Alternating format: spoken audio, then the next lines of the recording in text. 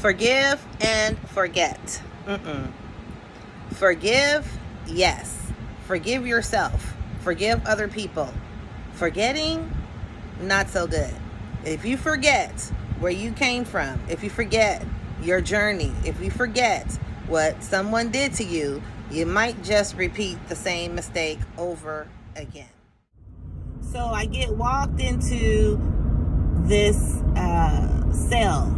It's about 7 by 7. And the CO that walked me into the cell told the girl who was in there, pretty much did an introduction and told her she's a first timer, go over with her the green book and the rules and show her how things are supposed to go around here. Now, when I get into the cell, this girl is bouncing off the walls, and I just want to sit down and cry. And she just was,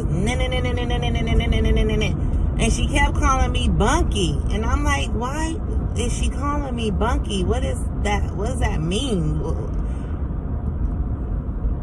First of all, I had on a name tag that didn't even have my name on it. It's just a number. You're a number when you're in there. You are a number. You lose your identity as who you were, and you are now a number. But she kept calling me Bunky. And she just kind of like, broke the ice. And she dropped her entire jumpsuit, sat on a commode, and said, Bunky, this is a courtesy flush. I was like, oh my God, what is happening here? Anyway, took some time for me to get used to that, but I thank God for her. Stephanie Murray, Blaze, Smurf, girl, you know I love you. If it wasn't for you, I don't know how I would have made it through them days. But every time the COs would come by, like every 10 to 15 minutes, she would be bamming on the window, bamming on the little window, like a 2x4 window on the door, telling them, come, my Bunky need a blue card. My Bunky need a blue card. She ain't supposed to be over here. She needs to be on the other side. Now, the other side was consisted of like 10 females that hold jobs within the facility. There was only 10 jobs in the facility. In general population, there was about 60 women, and then on the other side, there's 10 women, 10 workers, 10 worker women. And so you have to like be there for a while to get on that side. But every time the CO would walk by, she kept telling them, my Bunky needs to be over there. My Bunky needs to be over there. She's not supposed to be here. So I told her, can you like bring that down a little bit? Like, I don't want to bring like a lot of attention to myself. And she's like, no, Bunky, I got you. And we, during that time, we traded a lot of stories. There was a couple days later, she had to go to court, and she knew that I prayed. So she asked if I would pray with her. So I prayed with her. She went to court, came back with a paper, waving it in the air like a helicopter, telling everybody like she's kicking her heels in the air, talking about, I'm getting released, I'm going home. And then she told everybody, go see my Bunky. She got a juice card with God. Go see my Bunky. She got a juice card. And I was like, what is wrong with this lady? What is going on? So people would come to me for prayer. And every person that came to me for prayer, they would go to court, and then they would come back with a slip to be released. So I got to be known as a person that you could go to and talk to, and a person you can go to for prayer.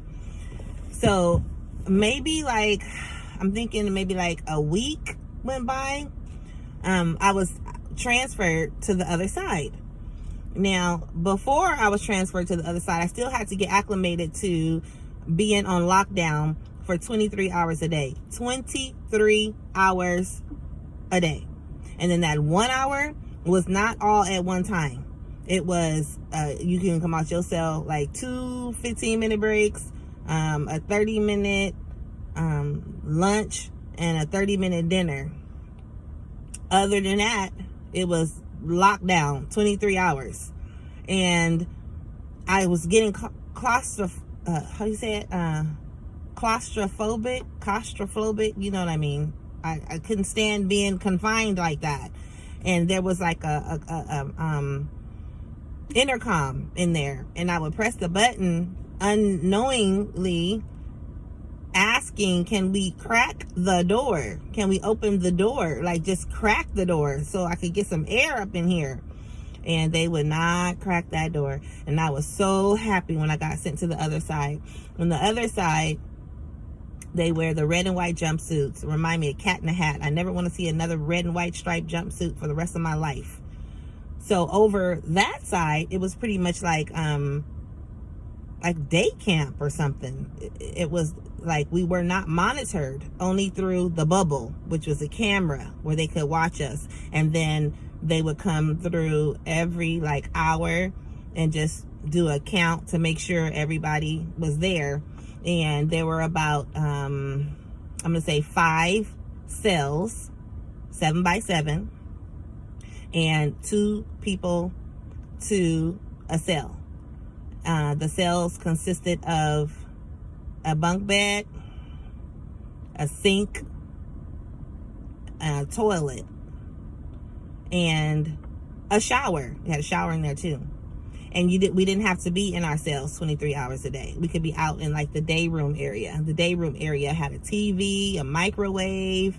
There was like a little courtyard. You could just leave out of a door and go into a courtyard. But the ceiling was like a dome, so we really couldn't see like the sky, but it was lit. Like you could see it was lit up in the daytime. So my whole focus was getting out of there. So whatever letter I had to write, whoever I had to escalate to, I was like, my main mission was I have to get out of here. But once I embraced the fact that I'm not getting out and that I'm doing my time, then that's what it became. Wake up and do your time. So there at that facility, it was mostly women that pretty much was passing through because maybe they got caught up on a violation of probation, so they did like 30 days or less, or maybe had to do like a week or something. So I saw a lot of people come and go, lots of women just come and go and come and go. And we bonded. We prayed together. We had devotion together. We played Scrabble together. We played spades. So it turned out not to be so bad.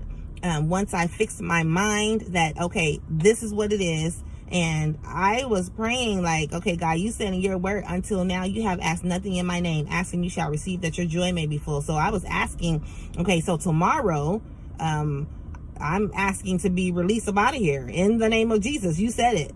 But I had to learn that if it be your will. And so it turned out that it was God's will for me to do my time. The blessing in that is that I'm glad I did do my time. I didn't have to do the entire 365 days because I became a worker. So that cut my time in half. Now, being a worker was not easy. Felt like a slave. Had to clean the jail, the bathrooms, the visiting rooms, all the trash, all the garbages in the entire jail facility. And that job was a graveyard shift job. So the CO would come and get us, maybe like 3 of us come and get us to do that job, maybe around 10 o'clock at night, and then keep us out till for a few hours. And I really enjoyed that job because I felt like it gave me purpose. And then the best part is when we got to take the garbages out, which probably sounds crazy to you guys, but it was nighttime and I was able to go outside to the big garbage can bins, and I could feel the fresh air on my face. Like, you don't even realize how much you miss fresh air till you don't have fresh air. So that was important to me, to do that job. And I did that job, and I mopped those halls, and I cleaned the captain. I cleaned his office, and I did that. I had to do that, and I made it. I made it through. I didn't think I was gonna make it through the next second, and there were some times when we would talk, and then I would say, "Oh, stop! I have to cry," and I would do the ugly cry for about 2 minutes and 2 seconds, and then bring it back and be like, "Okay, I'm good. I'm ready." So, it was time for me to be released, and I was very anxious. I didn't sleep that night. I missed my kids. It was so sad when my then husband came and brought the kids to visit. The first time he brought my daughter, the baby, she was trying to hit the glass, like, why can't I touch my mommy? Like, what, what's going on? And she couldn't get to me.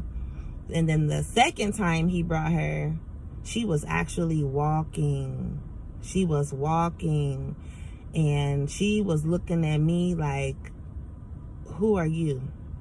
And that just broke my heart. It just broke my soul. And when he brought my son, Lord have mercy, my son, as soon as he saw me approaching the window to sit down, he just went, and he would not look up. He wouldn't grab the telephone, and I kept telling him, "Cole, it's all right, it's okay, mommy's fine, mommy's okay." And he couldn't look at me. He wouldn't look at me. And I told Juan, I said, "Do not bring them up here anymore. Don't bring them up here no more. Do not bring them. I do not want them seeing me like this.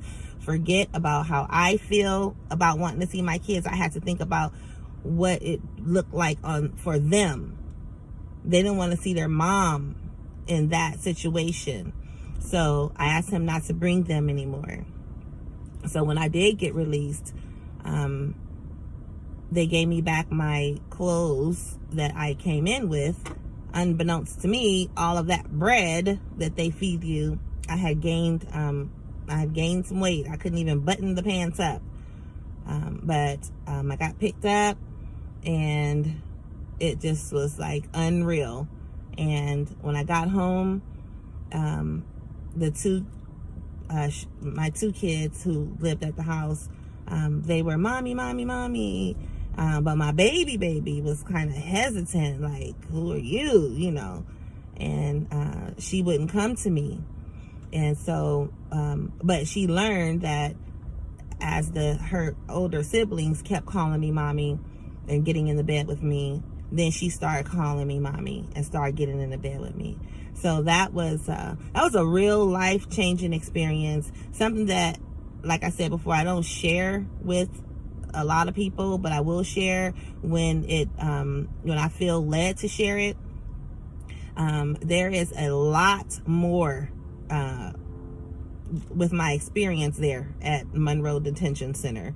But I just want to keep it short. I just want to tell my story. And if you want to know specific details, please reach out to me.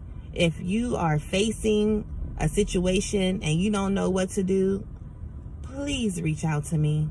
I have done the work. I have accepted responsibility. I didn't give up on my dreams.